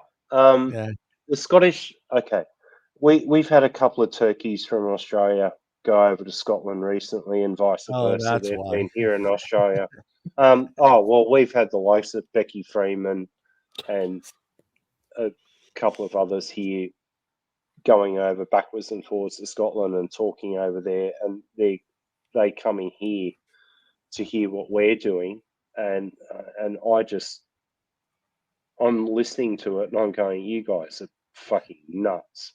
If you want to take on the prescription model, and Snowden actually touched on this as well, that Scotland is actually, and parts of England now want the prescription model, and we're just looking at it and going, what? Is everyone going to run around with pirate hats and cows in their backyard now? Yep, black mooka. Yep, black mooka. I like that. I'm going to use that, black mooka. Scotland is very interesting. Mark Todd touched on it and said that it was absolutely stupid what they're trying to attempt. And if they try and attempt what they're doing here, it's going to backfire even further over there because of the close proximity to Europe. And you're just going to get flooded with illegal crap left, right, and center, and they won't be able to stop it. Simple as that. Yeah. Timmy, you got another article, buddy? Well, I had a couple advocacy things to touch on. I wanted to remind everybody that there was a couple banned. Well, they're both bans. I'm calls to action. Calls to action from the CSA website. I'm telling you, my computer's acting a little strange. Well, actually, this one came up, so we'll go ahead and talk about this one. Let me present again. I don't like the new present feature because you got to go through each page individually. This one was sort of recent. It's on the CSA page. But we got local flavor bans going on in Ohio. So right now they're sitting in a weird position. It did get past, the bill was introduced, it passed the Senate. It has not passed the House yet. And then I think it's up for some amendments currently right now. But again, the wonderful people at CASA kind of helped put this together. The bill is HB 33. It's an appropriations bill. Isn't an appropriations bill one of those ones where they slam the shit in at the bottom of the bill? There's like 45 other things on. It's not an omnibus or anything like that, but they have an appropriations bill with a lot of different things that they want to get pushed through, and this is sitting on there. HB 33, notably a statewide flavor ban, was removed from the final language, while preemption of local nicotine laws prohibiting municipalities from enacting stricter regulations than the state was included. Governor DeWine used his line item veto power to reject the state preemption of tobacco regulations. A 3/5 majority is needed to reverse the governor's veto and put a stop to the march of reckless anti-harm reduction ordinances at the local level. So I would say if you are in the Ohio vicinity or live in Ohio, I lived in Sandusky for 5 years. I obviously can't influence this particular one, but as we all know, CASA sets it all up for you. They give you the form letter. All you got to do is populate the upper portion. And as we do like to highly recommend, you might want to embellish a little bit on the form letter. I think it goes without saying that when these, whoever these end up in, they tend to kind of ignore them. They treat them like bot messages when they just kind of come over with the same kind of canned language. So if you have the ability to go in and modify that, there usually is more than enough space. I think down at the bottom, you still got 1,230 characters remaining beyond what they've already put in there. So you could maybe embellish a little bit and include both of those. The other one that I wanted to talk about was one we've repeated before. That one had to do with Pennsylvania, I believe. Well, this ties into the last one because Divine, or Bovine, as I'm going to call him now, and Nick Orlando just said, yeah, he's in the pocket of Big T, BT. Yeah. Divine is now Bovine. I mean, these are always tough to really kind of combat. I mean, obviously, most time legislators aren't interested in listening to what the general public has to say. They've kind of got their minds already made up. But, if you have any ability to get through to the people who are a part of those particular House and Senate committees and express your opinion to them, I'm pretty sure that's how most of those would work. They're not going to go to DeWine or anything like that. They're going to go to whoever your local municipality representative is. But here's the flavor ban in Pennsylvania, HB 116. Certainly get your voice heard on that one. Let's talk about it a little bit. HB 1161, which would ban tobacco and nicotine products in any flavor other than tobacco, received a hearing in the House on October 18th. So this was a little time ago, but it's still active. The committee agreed that the bill needed more work and no action was taken. Even though the progress of HB 1161 is stalled, the proposal to ban safer nicotine products and flavors other than tobacco remains a threat. So again, there's no reason not to take part in these unless you want to just go and contact your representative directly on your own. This is brilliant that CASA sets this stuff up for you so that you can voice your opinion and you don't have to put a boatload of work into it and figure out where it needs to go. Basically, once you populate your address, your what's that? What do they call that? I wanted to say borough, but it's not a borough. Whoever those people that they're the constituents those people represent. District. District, yes, thank you very much. The district, yes, exactly. That's the word I was looking for. But it comes right up, and then you just get to fire it off. If you need more information about upcoming meetings, public hearings, anything like that, where you have the ability to go and speak in person, doesn't hurt. So keep fighting the good fight. Don't pause at any opportunity to make your voice known. It's funny because Pennsylvania's got a good setup right now as it is. I'm surprised this is even being talked about. They have got a good tax bracket for vaping, and they're making money hand over fist out there.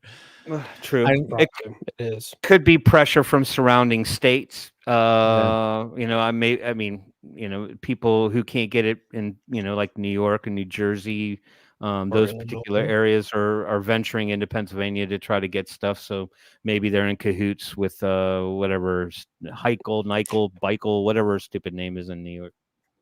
Yeah, I think that is this right here. It is. Tim, one more time, the Ohio, they're reconvening on this particular piece of legislation on the 14th or the 13th. Yeah, I will go back to that one. Do they even have a date on here? It was the 14th. Oh, sorry, December. December 13th. So in 13th. 7 days. Yeah, 7 days. 7 days. Get on it, people. Get on it. Sounds Quick good. question for is that you that it, Timmy? Yes, sir. Okay, perfect. I have a quick question for you, Sam, and I don't live there, so I don't get to see your news and all that other stuff. Have you been approached by media to come forth and speak at all? Anything? I mean, I'm assuming you're well known there as well in Australia. I mean, within the vape community for sure. Within the vape mean, community. I don't think outside of the vape community. I mean, however, the media some of them must know about me. I thankfully haven't popped up on any of their you know, when they've done like articles about like TikTokers, you know, you know, encouraging vaping and like that. I don't use TikTok, so maybe that's why, but I haven't had any like clips of my videos pop up. There was an article earlier this year about YouTubers from my state or from my sort of major city that had like successful YouTubers, and I was featured in that, which was kind of cool. But it was all very complimentary, and it was more about, you know, just YouTubers from my area that were doing well. But that was from the major sort of mainstream newspaper in my city, so some of them must know I exist. But no one's ever approached me for comment on any vaping articles or Well, even in that little clip that I showed at the beginning of the show, it seemed like that reviewer was like, hey, come on, big deal. It seems like some of them are just thinking this is ridiculous, unless he's just been told to say that. You know, he was reading a cue card, but it almost seemed like he was being sincere when he said, like, hey, you're over 18. Who cares? he's definitely that guy, Carl Stefanovic. He's definitely a bit of a lad, as you would say. I don't know if that term sort of translates for the Americans, but for the Australians and the British, you know, you're a bit of a lad. You know, likes a you know, he can be a bit silly and you know, a bit of a jokester. So generally, I think he is kind of talking what he wants to say. An unserious person. Hey, is that synonymous with being an unserious person? People, take you serious. Okay.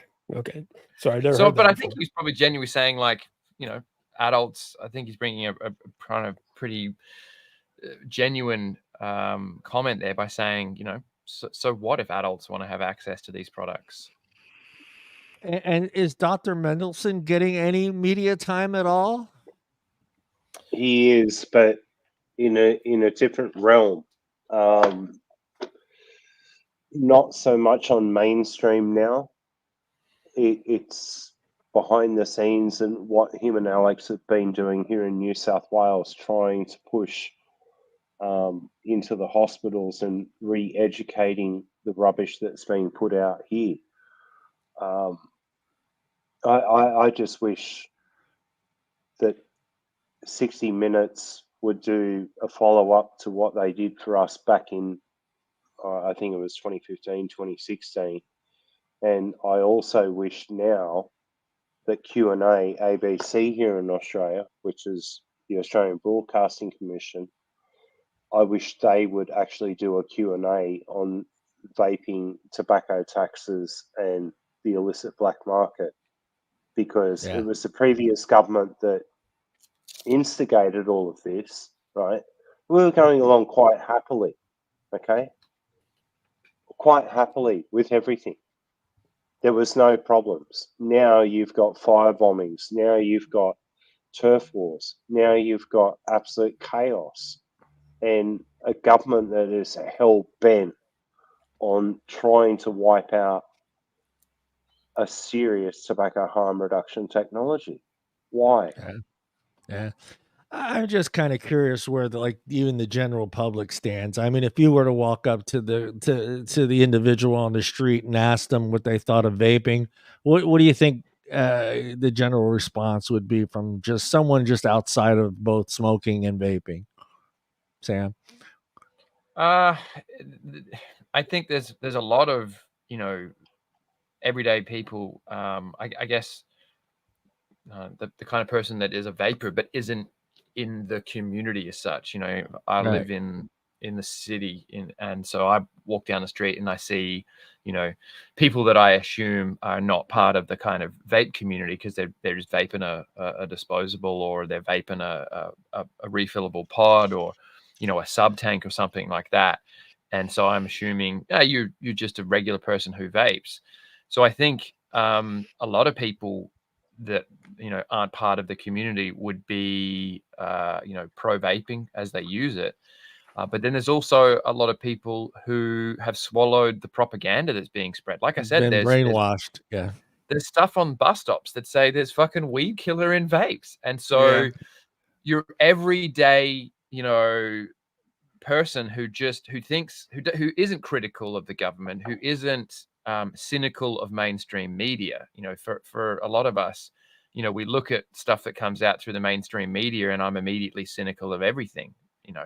Because we know that the Murdoch press runs the media here, and so you go, well, this is clearly not unbiased reporting on anything. But a lot of people aren't like that. A lot of people don't think critically. They don't look at what the government, they think what the government says, it must be true. If they say it's bad, it's got to be bad. And I think they've swallowed the propaganda that gets put out about vaping being, we don't know what's in it, and it's getting kids addicted, and we're going to have a new generation of nicotine addicts.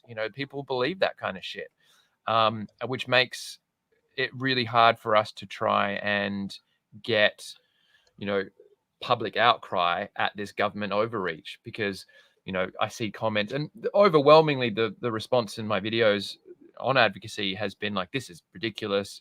Even people that aren't vapors say, like, I think adults should have access to the products that they want to have access to.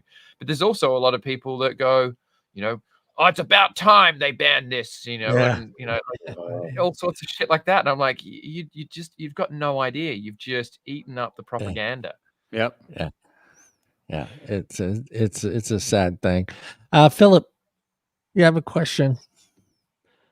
I do. I read that the two parties have the two parties yet to, and at the very least, announce their feelings on this, because I guess this needs to be ratified or passed in February still. Yeah. So, I mean, Paul might have. I guess the Liberal and the Green Party both have not yet. Well, so they're not the two major parties. The two major parties are your Labor Party, which is Labor, kind of closer to your Democrats, and then your Liberals, which are closer to your Republicans. But like you guys would know, in any Western democracy, the two major parties are kind of blurred these days. That they've lost their kind of true ethos and values and what they originally stood for, and they're just in the pockets of big corporations. At the end of the day, whoever's donating to their fucking campaigns is who governs what policies come in. But the Labor Party came in obviously about a bit over 12 months ago, and they don't hold a majority. Like when the Liberals are in, the Liberals rely on the Nationals, which is sort of the farmers, the rural representatives, to form a coalition. And the same with Labor, they need a coalition with Greens to get things passed. And so that's why we've been putting a lot of pressure on Greens to back vapors, because for them to pass this, they need some votes from the Greens along with all of their Labor representatives to get shit passed. So they hold the balance of power kind of thing, the Greens do. So Labor, with the help of the Greens, can pass this without the votes from the Liberal Party. Is that correct? That's correct, isn't it, Paul? No, other way around. The Greens are actually going against what Labor wants to do right now. Greens are. Well, they could get it from Liberals as well. The Labor could get some Liberals supporting it they're less likely to, because it's like, you know, Republicans and Democrats, like most of them will never support each other on stuff. No, But now, in theory, now there's so many different connections that are being made within the halls of government here in Australia. yeah. It's a very strange time, and you know, I guess. Sorry, Paul. Excuse me. I guess the simple way to put it, my question is there any chance that this doesn't pass? And is there any time left for advocates to be, you know, calling and getting some things out there? Yeah, I mean, right now, if you want a percentage figure on it, you probably got 10% of this being overturned, and that's what we're banking on. And but you're counting votes before they've been voted. No, not really. We need certain people within government, and we're talking about the smaller parties or the independents, to actually move across to our side and see what we're trying to do here. The problem that we have with the two major parties is their corporate interests, and Labor has always been very much farmer. They were the ones that set up the Medicare system here in Australia. They're the ones that are trying to put a lot of money back into the medical system or to our open healthcare systems. But Liberals were the ones that gutted that system under Hunt. They absolutely gutted the system. Now, this government is trying to put back what was taken, but it's a tough fight from every single angle.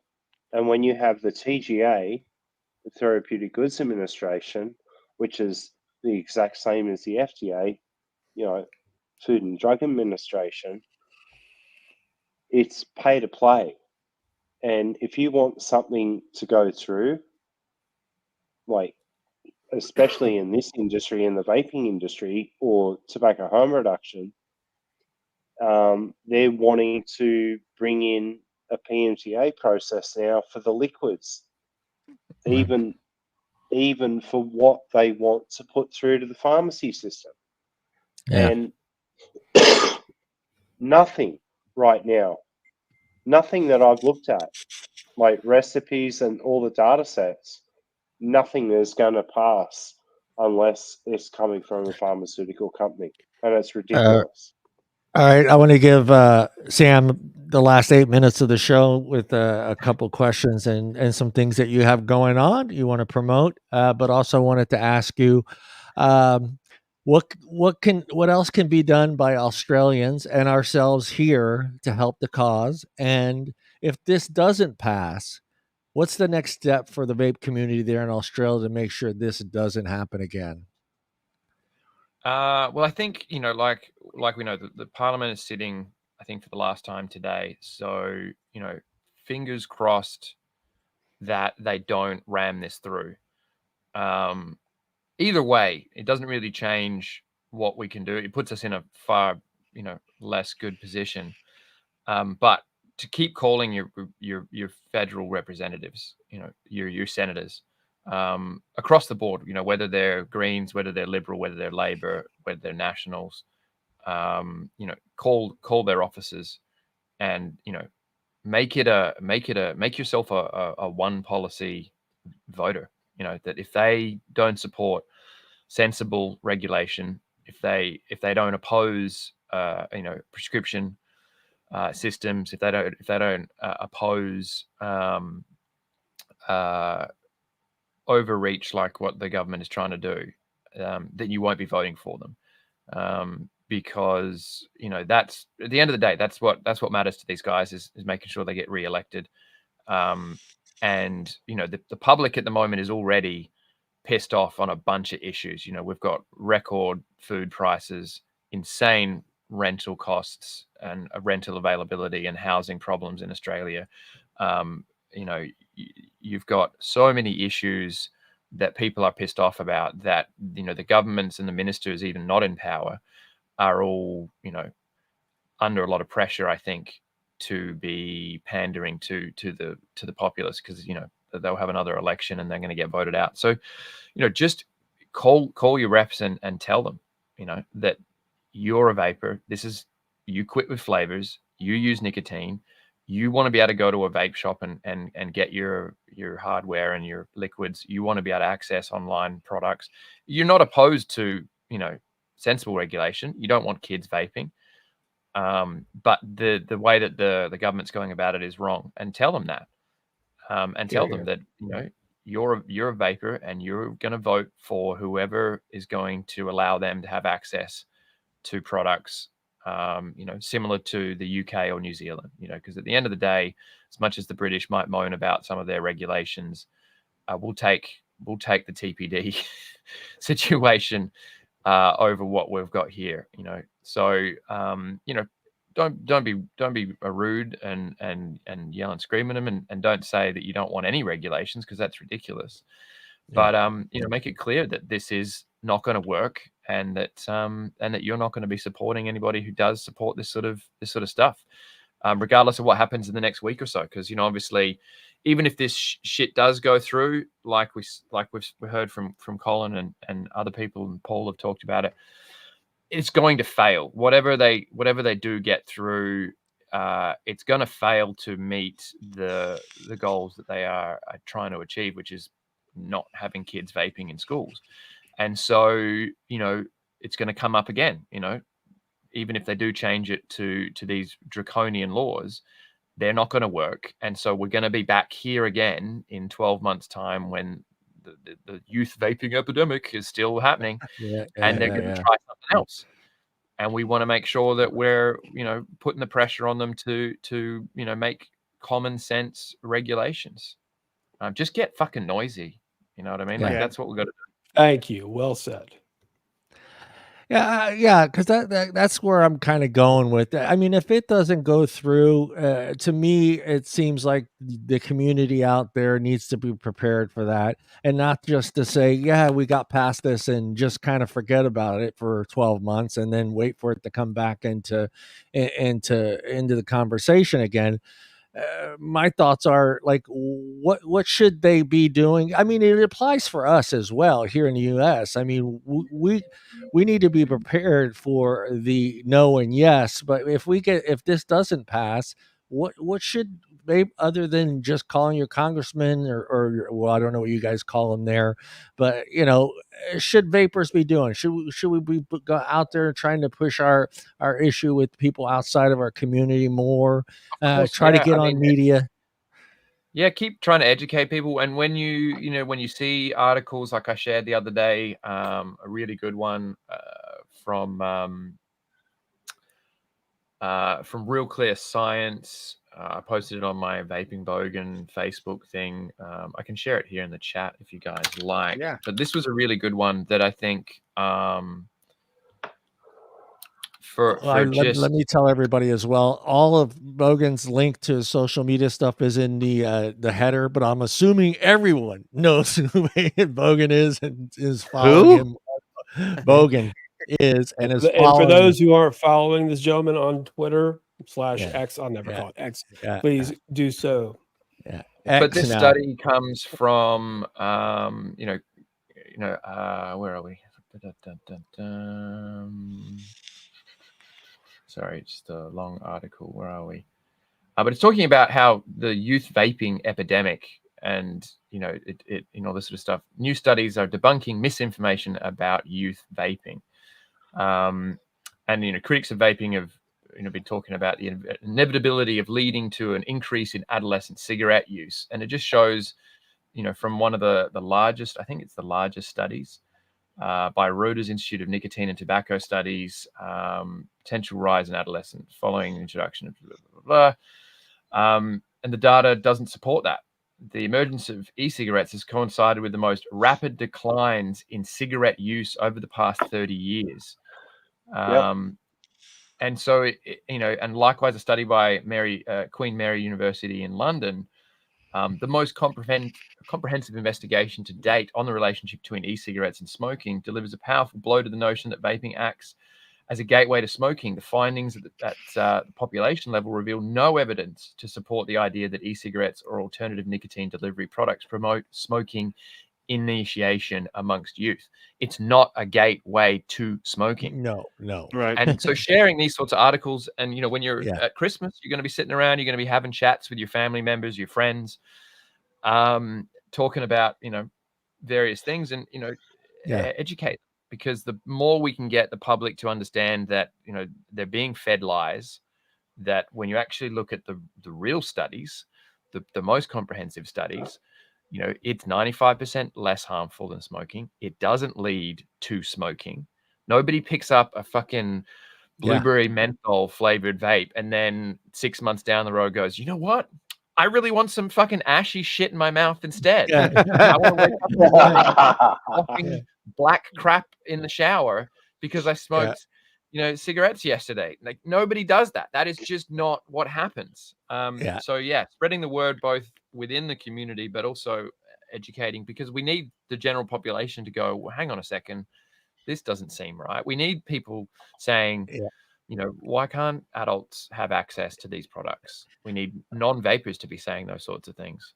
We need to go, but Allie will kick my ass if I don't ask you this question, and it's hers. It's, what is the best piece of advice you have ever been given, Bogan?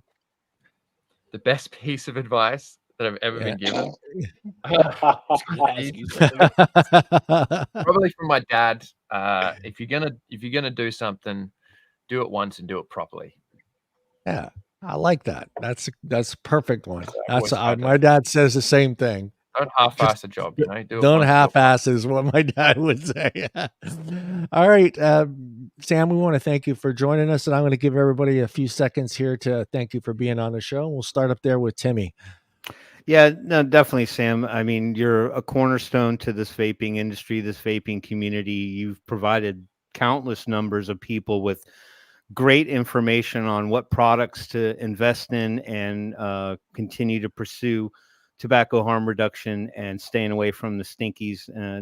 And we should include your work with advocacy as well. So thank you tremendously for that and taking time to spend with us. You're invaluable, and I appreciate you, brother. Thank you, man. Polly Walnuts. Thank you for joining us, Sam. I need to say this. When I was going through hard times earlier this year, Sam's the only one that I counted on to actually help me out. Thank you, mate. And listen, what you've done over the years in the vaping community for both where you're at now and for advocacy, hats off to you, dickhead. Thank you for all the work you do, Paul. You do a lot of stuff. And I want to thank real quick before we go to Phillip. Thank you, Paul, for setting this up and getting Sam on the show for us. Appreciate that. Definitely. Anytime. Yeah. All right, Phillip. Sam, it's a pleasure to meet you finally. When Johnny told me you were going to be on the show, the first thing that came to mind wasn't colorful language or extraordinary art, which it is extraordinary, by the way. It's the videos you've made where your empathetic side shows and how much you really do care about helping people who smoke quit, and cheers to you for doing an extraordinary job for a long time now. So it's been a pleasure, and I hope to see you again soon, be it in Australia or here online, what have you. And my very best to people fighting this absurd situation in Australia. And it is absurd, and know that hey, you're all badasses. Cheers.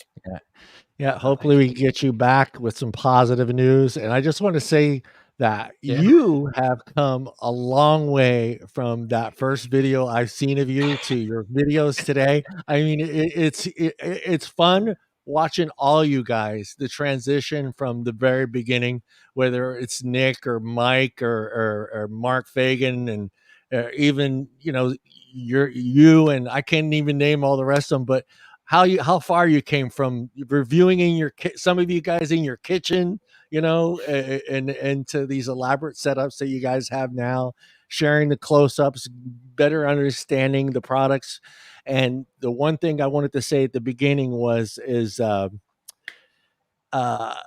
you were talking earlier about manufacturers, and the pharmaceutical companies going to their own companies to make these things. And what the first thing that came to mind is in the early days of hardware, when it came out, how long it took the manufacturers to realize it's time to start listening to the fucking reviewers. The reviewers know what the hell we want. And it took a while for them to realize that, hey, we need to listen to these guys. If they say the airflow is too tight or the deck's too low or it's not wide, everything changed when you guys started evolving with your videos. And I want to thank you for that. As a vapor who still does, RDAs and tanks and rebuildables, and for them to finally say, hey, we need to start listening to these guys because they know what they're talking about. So I want to thank you for that.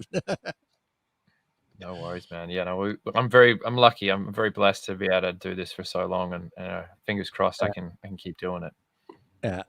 All right, everybody out there in chat, thank you for joining us, and we will be back next week. I can't remember who the guest is. Allie knows who it is, but yeah, we'll see everybody. It's us. We're always the guest. And thank you. No, Paul, you can't come back, Paul. No. Yeah. All right, guys, we'll see everybody next week. Thanks, everybody. Say goodbye. Bye, everybody. Bye-bye.